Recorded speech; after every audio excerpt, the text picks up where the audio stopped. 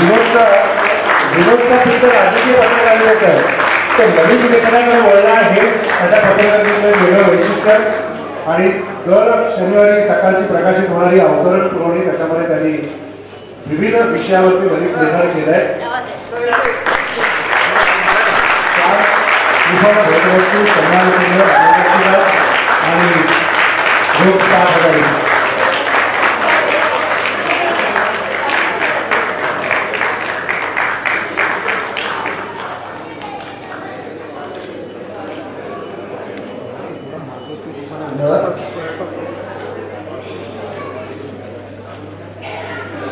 विनोदला 2 मिनिटं म्हणून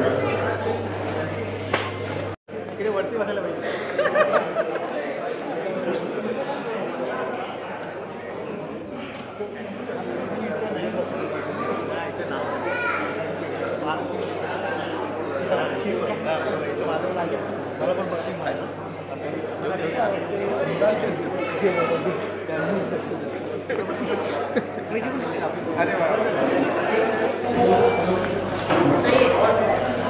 त्यांच्या नावाने पुरस्कार मिळाला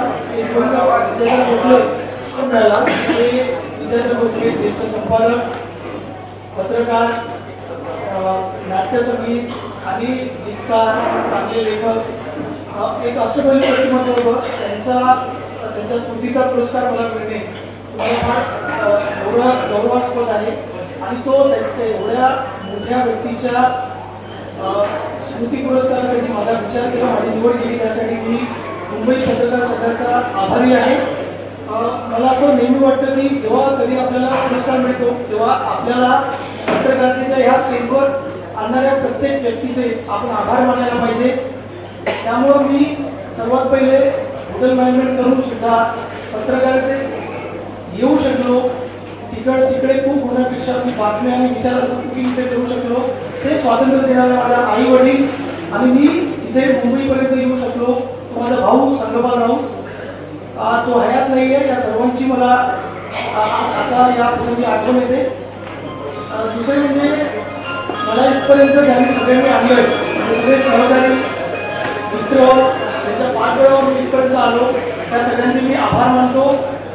IBN लोकमतमध्ये माझ्या पाठीशी उभे राहणारे मंदार पंचे, संपादक आणि मित्र मंदार पंचे, त्यांनी पत्रकारितेमध्ये काय करू नये हे शिकवलं. काय करण्यापेक्षा निखिल वागळे, माझे सर्व मित्र.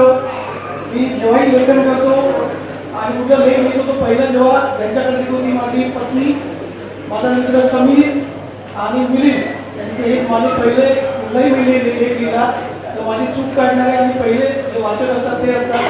त्यांना मी आभारी आहे. त्यांना मी हे करतो. आणि त्यानंतर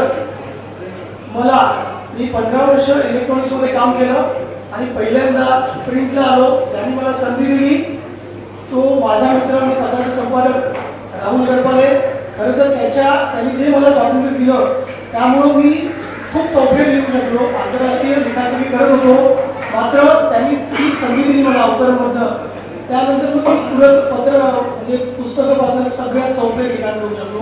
त्यामुळे मी राहुल तुझं मी आभारी मानतो, आभार आहे. अवतरणचं मी खूप आभारी आहे. त्या शनिवारच्या सकाळच्या पुरवणी मला खरंच चारही बाजूने लिखाणाची संधी दिली. एक आवर्जून सांगतो, पुरस्कार जाहीर झाल्यानंतर मला अनेकांनी कुठल्या पोस्ट टाकल्या माझ्या याच्यावर, मात्र एक पोस्ट मला खूप आवडली. ती वेगळ्या अर्थाची होती, त्यामुळे मी तुम्हाला वाचून दाखवतो. एका माझ्या टीमच्या पहिल्या बॉसने लिहिलं, काही काळ न्यूमध्ये दांडुगिरी केली जरूर, मात्र पत्रकारितेत ठसा उमटायचा असेल तर मुद्रित माध्यमात काम करायला हवं हे त्यांनी ठरवलं. त्यानुसार त्यांनी स्वतःला सिद्ध केलं. पुढचा शब्द बहिणी लिहिला आहे, म्हणजे कम्प्लीट केला आहे. बोलून जो दम आहे तो दांडूत नाही हे सत्य आहे. आणि विनोदचे रिपोर्ट्स वाचले किती उमगतं. मला माहिती आहे माझे रिपोर्ट्स किती महत्वाचे आहे, पण हे खरं आहे. सर्वसाधारण मी ते अनुभवतो आहे. म्हणजे इलेक्ट्रॉनिक्समध्ये काम केलेले लोक मी इनपुट सांभाळलेलं आहे. इनपुट म्हणजे बातमीदार सांभाळणं, इतर डिपार्टमेंटची मारामाऱ्या करणं, संदीप आणि राजेंद्र सगळे माझे सहकारी आहेत. माझे ज्येष्ठ होते त्यांच्यासोबत काम केलं आहे. या अशा कन्फ्लिक्ट झोनमध्ये काम केल्यानंतर शांत अशा फील्डमध्ये काम करणं खरं ते जोखमीचं होतं. मात्र ती जोखीम उचलली आणि खरं तुम्हाला सांगतो आज लिखाण करताना जो आनंद होतो तो मी तुम्हाला शब्दात वर्णन करू शकत नाही. आणि माणसाला मला असं वाटतं की लिखाण हे माणसाला आणि स्वतःला व्यक्त करण्याचं सर्वात जगातील सर्वात सुंदर माध्यम आहे. ते प्रिंटच्या रूपात मला मिळालं. यावेळी मी सर्वांचे आभार मानतो.